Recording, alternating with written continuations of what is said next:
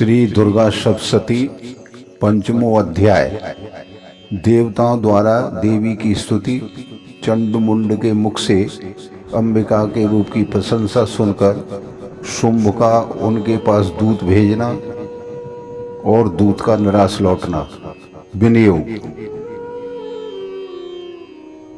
इस उत्तर चरित्र के रुद्र ऋषि हैं, महासरस्वती देवता हैं, अनुष्टुप छंद है, भीमा शक्ति है, भ्रामरी बीज है, सूर्य तत्व है और सामवेद स्वरूप हैं। महासरस्वती की प्रसन्नता के लिए उत्तर चरित्र के पाठ में इसका विनियोग किया जाता है।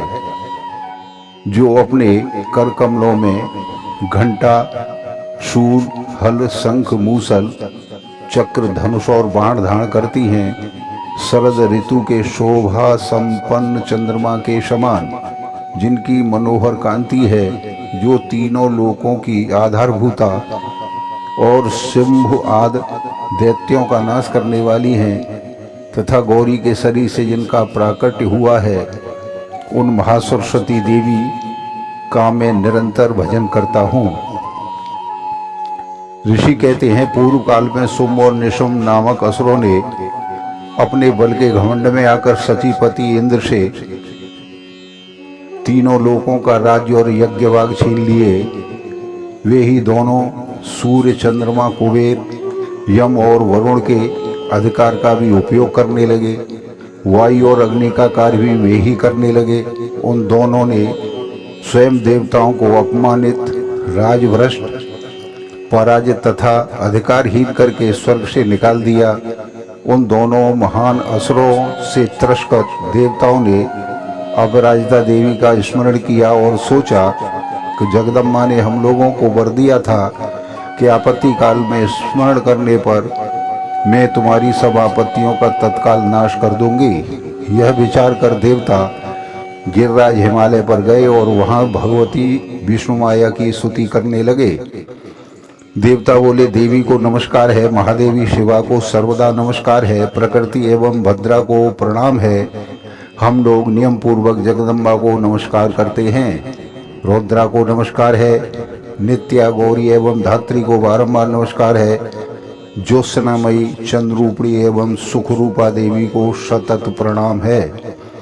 शरणागतों का कल्याण करने वाली वृद्धि एवं सिद्ध रूपा देवी को हम बारंबार नमस्कार करते हैं। राक्षसों की लक्ष्मी, राजाओं की लक्ष्मी तथा शिव पत्नी स्वरूपा आप जगदम्बा को बार बार नमस्कार है। दुर्गा, दुर्गपारा, सारा, सर्वकारिणी, ख्याति, कृष्णा और धूम्रा देवी को सर्वदा नमस्कार है। अत्यंत सौम्य तथा अत्यंत रौद्र रूप देवी को हम नमस्कार करते हैं, उन्हें हमारा बारंबार प्रणाम है। जगत की आधारभूता कृति देवी की बारंबार हम आराधना करते हैं। जो देवी सब प्राणियों में विष्णु माया के नाम से कही जाती हैं, उनको नमस्कार, उनको नमस्कार, उनको बारंबार नमस्कार है। जो देवी सब प्राणियों में चेतना कहलाती हैं, उनको नमस्कार है, उनको नमस्कार है, उनको बारंबार नमस्कार है। जो देवी सब प्राणियों में बुद्धि रूप से स्थित है, उनको नमस्कार है, उनको नमस्कार है, उनको बारंबार नमस्कार है। जो देवी सब प्राणियों में निद्रा रूप से स्थित है, उनको नमस्कार है, उनको नमस्कार है, उनको बारंबार नमस्कार है। जो देवी सब प्राणियों में क्षुधा रूप से स्थित है, उनको नमस्कार है, उनको नमस्कार है, उनको बारंबार नमस्कार है। जो देवी सब प्राणियों में छाया रूप से स्थित है, उनको नमस्कार है, उनको नमस्कार है, उनको बारंबार नमस्कार है। जो देवी सब प्राणियों में शक्ति रूप से स्थित हैं, उनको नमस्कार है, उनको नमस्कार है, उनको बारंबार नमस्कार है। जो देवी सब प्राणियों में तृष्णा रूप से स्थित है, उनको नमस्कार है, उनको नमस्कार है, उनको बारंबार नमस्कार है। जो देवी सब प्राणियों में क्षमा रूप से स्थित है, उनको नमस्कार है, उनको नमस्कार है, उनको बारंबार नमस्कार है। जो देवी सब प्राणियों में जात रूप से स्थित है, उनको नमस्कार है, उनको नमस्कार है, उनको बारंबार नमस्कार है। जो देवी सब प्राणियों में लज्जा रूप से स्थित हैं, उनको नमस्कार है, उनको नमस्कार है, उनको बारंबार नमस्कार है। जो देवी सब प्राणियों में शांत रूप से स्थित हैं, उनको नमस्कार है, उनको नमस्कार है, उनको बारंबार नमस्कार है। जो देवी सब प्राणियों में श्रद्धा रूप से स्थित है उनको नमस्कार है, उनको नमस्कार है, उनको बारंबार नमस्कार है। जो देवी सब प्राणियों में कांति रूप से स्थित है उनको नमस्कार है, उनको नमस्कार है, उनको बारंबार नमस्कार है। जो देवी सब प्राणियों में लक्ष्मी रूप से स्थित है उनको नमस्कार है, उनको नमस्कार है, उनको बारंबार नमस्कार है। जो देवी सब प्राणियों में वृत्ति रूप से स्थित है उनको नमस्कार है, उनको नमस्कार है, उनको बारंबार नमस्कार है। जो देवी सब प्राणियों में स्मृति रूप से स्थित है उनको नमस्कार है, उनको नमस्कार है, उनको बारंबार नमस्कार है। जो देवी सब प्राणियों में दया रूप से स्थित हैं उनको नमस्कार है, उनको नमस्कार है, उनको बारंबार नमस्कार है। जो देवी सब प्राणियों में तुष्ट रूप से स्थित है उनको नमस्कार है, उनको नमस्कार है, उनको बारंबार नमस्कार है। जो देवी सब प्राणियों में माता रूप से स्थित हैं उनको नमस्कार है, उनको नमस्कार है, उनको बारंबार नमस्कार है। जो देवी सब प्राणियों में भ्रांत रूप से स्थित है उनको नमस्कार है, उनको नमस्कार है, उनको बारंबार नमस्कार है। जो जीवों के इंद्रिय वर्ग की अधिष्ठात्री देवी अब सब प्राणियों के सदा व्याप्त रहती हैं उन व्याप्त देवी को बारंबार नमस्कार है। जो देवी चैतन्य रूप से इस संपूर्ण जगत को व्याप्त करके स्थित है उनको नमस्कार है, उनको नमस्कार है, उनको बारंबार नमस्कार है। पूर्व काल में अपने अभीष्ट की प्राप्ति होने से देवताओं ने जिनकी स्तुति की तथा देवराज इंद्र ने बहुत दिनों तक जिनका सेवन किया वह कल्याणमयी साधनभूता ईश्वरी हमारा कल्याण और मंगल करें तथा सारी आपत्तियों का नाश कर डालें। उद्दंड दैत्यों से सताए हुए हम सभी देवता जिन परमेश्वरी को इस समय नमस्कार करते हैं तथा जो भक्ति से विनम्र पुरुषों द्वारा स्मरण की जाने पर तत्काल ही संपूर्ण विपत्तियों का नाश कर देती है, वे जगदम्बा हमारा संकट दूर करें। ऋषि कहते हैं राजन, इस प्रकार जब देवता लोगों ने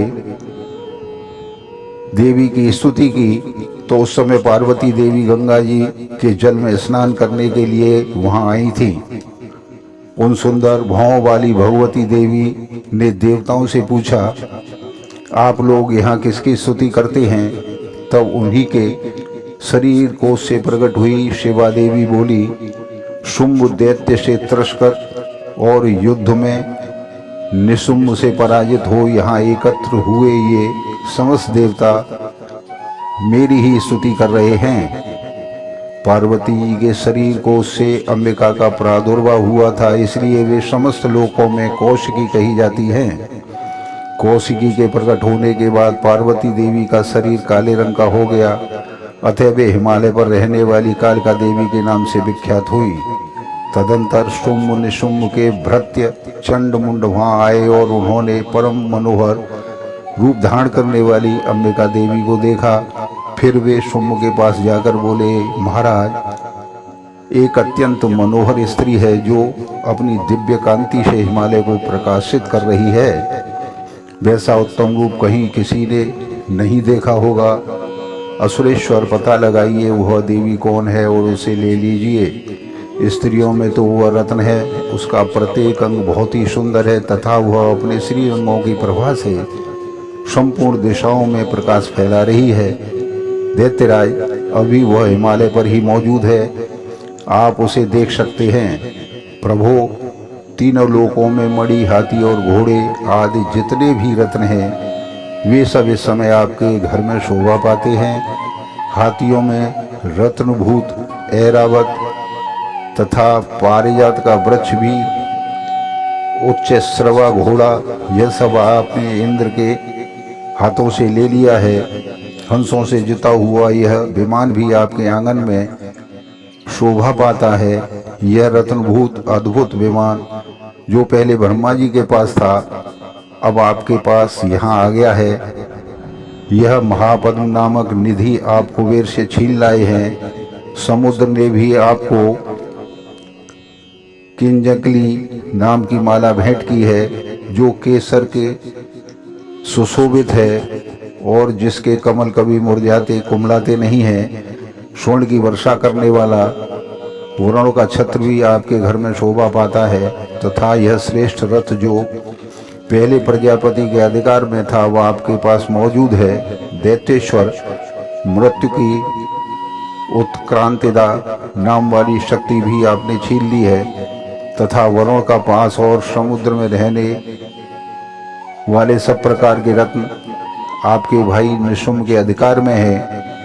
अग्नि ने भी स्वतः शुद्ध किए हुए 2 वस्त्र आपकी सेवा में अर्पित किए हैं। दैत्यराज, इस प्रकार सभी रत्न आपने एकत्रित कर लिए हैं।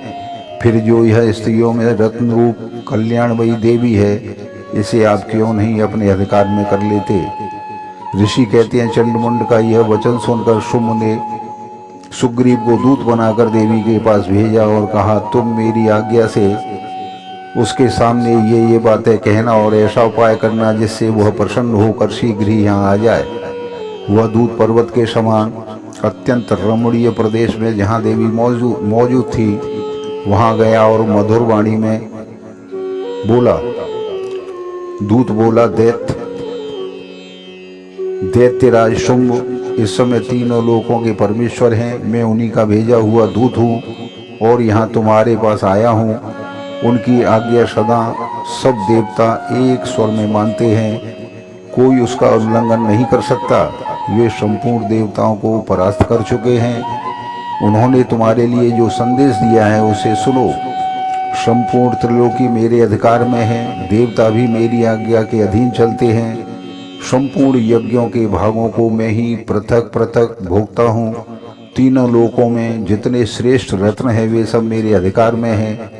देवराज इंद्र का वाहन ऐरावत जो हाथियों में रत्न के समान है मैंने छीन लिया है।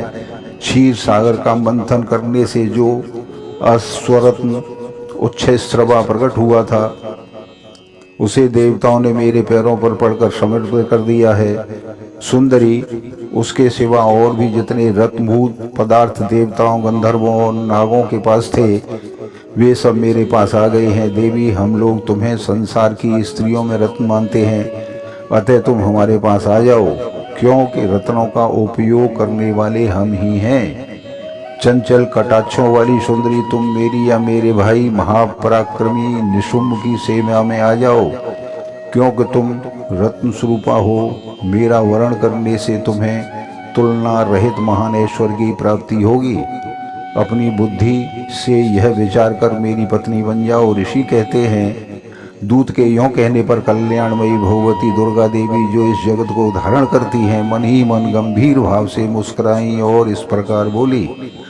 देवी ने कहा, दूत, तुमने सत्य कहा है, इसमें तनिक भी मिथ्या नहीं है। शुम्भ तीनों लोकों के स्वामी हैं और सिंह भी उसी के समान महापराक्रमी है, किंतु इस विषय में मैंने जो प्रतिज्ञा कर रखी है उसे मिथ्या कैसे करूं? मैंने अपनी अल्प बुद्धि के कारण पहले से ही जो प्रतिज्ञा कर रखी है उसे सुनो। जो मुझे संग्राम में जीत लेगा, जो मेरी अभिमान को चूर कर देगा तथा संसार में जो मेरे समान बलवान होगा वही मेरा स्वामी होगा। इसीलिए शुम्भ अथवा महादैत्य निशुम्भ स्वयं ही यहाँ आकर पधारें और मुझे जीत कर शीघ्र ही मेरा पाणी ग्रहण कर लें। इसमें विलंब की क्या आवश्यकता है? दूत बोला, देवी, तुम घमंड में भरी हो, मेरे सामने ऐसी बातें न करो। तीनों लोकों में कौन ऐसा पुरुष है जो शुम्भ निशुम्भ के सामने खड़ा हो सके? देवी, अन्य दैत्यों के सामने भी सारे देवता युद्ध में नहीं ठहर सकते, फिर तुम अकेली स्त्री होकर कैसे ठहर सकती हो? जिस शुम्भ निशुम्भ आदि दैत्यों के सामने इंद्र आदि सब देवता भी युद्ध में खड़े नहीं हुए, उनके सामने तुम स्त्री होकर कैसे जाओगी? इसलिए तुम मेरे ही कहने से शुम्भ निशुम्भ के पास चली चलो। ऐसा करने से तुम्हारे गौरव की रक्षा होगी, अन्यथा जब वे केस पकड़कर घसीटेंगे तो तुम्हें अपनी प्रतिष्ठा खोकर जाना पड़ेगा। देवी ने कहा, तुम्हारा कहना ठीक है, शुम्भ बलवान है और निशुम्भ भी बड़े पराक्रमी हैं, किंतु क्या करूं, मैंने पहले बिना सोचे समझे प्रतिज्ञा कर ली है।